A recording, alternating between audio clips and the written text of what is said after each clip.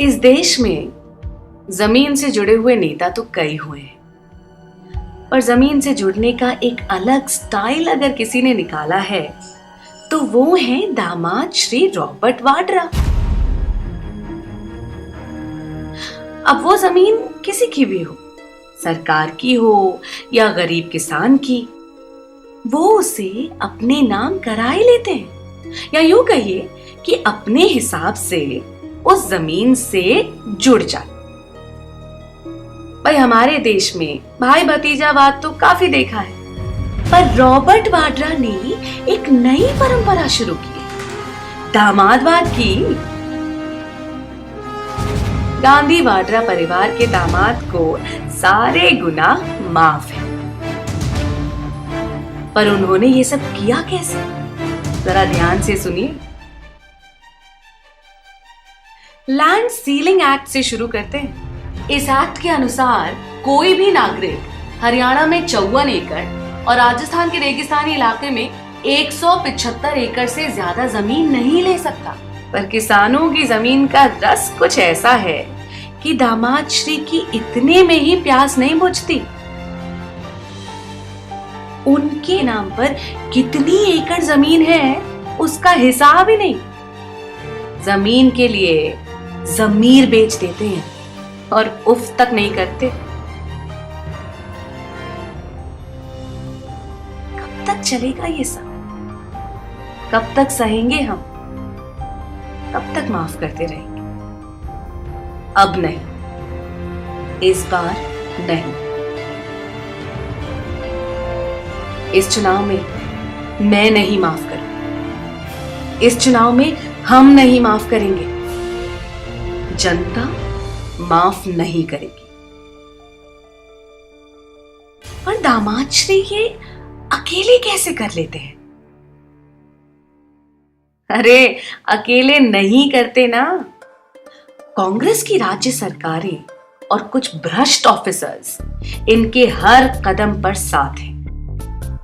जो भी ऑफिसर इनके काले कारनामों पर पर्दा डालता है वो दिन दुनी रात चौगनी तरक्की करता है, और किसी को नौकरी मिले ना मिले उन ऑफिसर्स की नौकरी पक्की बनी रहती है। हरियाणा सरकार ने तो दामाद श्री को आंख मूंद कर क्लीन चिट दे दी, और कांग्रेस राज में राजस्थान सरकार ने भी इनके व्यापार को बढ़ाने में कोई कसर नहीं छोड़ी। और जिस ऑफिसर ने ये काम किया उसे रातों रात कांग्रेस सरकार ने यूपीएससी में बड़ी पोस्ट दे डाली। दामाद श्री बन गए हैं लैंड माफिया। इन्हें हरियाणा और कांग्रेस की राजस्थान सरकार ने माफ किया।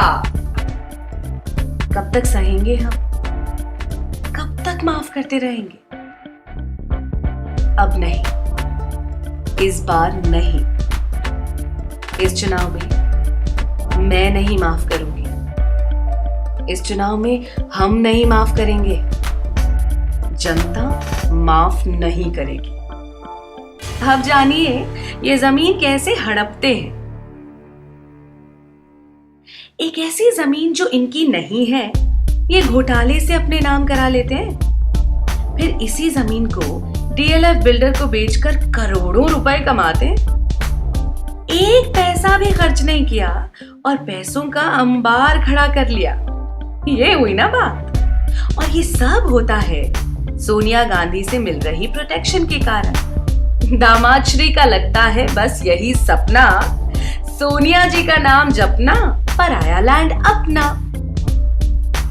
कब तक चलेगा ये सब? कब तक सहेंगे हम? कब तक माफ करते रहेंगे? अब नहीं, इस बार नहीं। इस चुनाव में मैं नहीं माफ करूंगी। इस चुनाव में हम नहीं माफ करेंगे। जनता माफ नहीं करेगी। अब जानिए कि ये बिना रोक टोक के ये काम कर कैसे लेते हैं।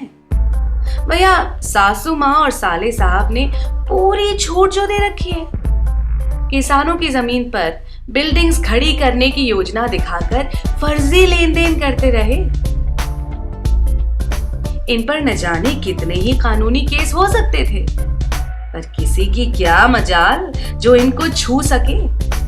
अगर इन पर केस बनाए जाएं, तो इन पर आपराधिक कार्रवाई की जा सकती है और इन्हें दंड दिया जा सकता है, पर ये सजा नहीं होने वाली।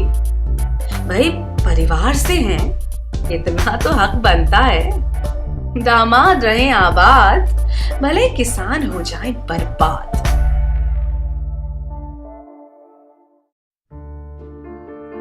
कब तक चलेगा ये सब? हाँ, कब तक सहेंगे हम? कब तक माफ करते रहेंगे? अब नहीं, इस बार नहीं। इस चुनाव में मैं नहीं माफ करूंगी। इस चुनाव में हम नहीं माफ करेंगे।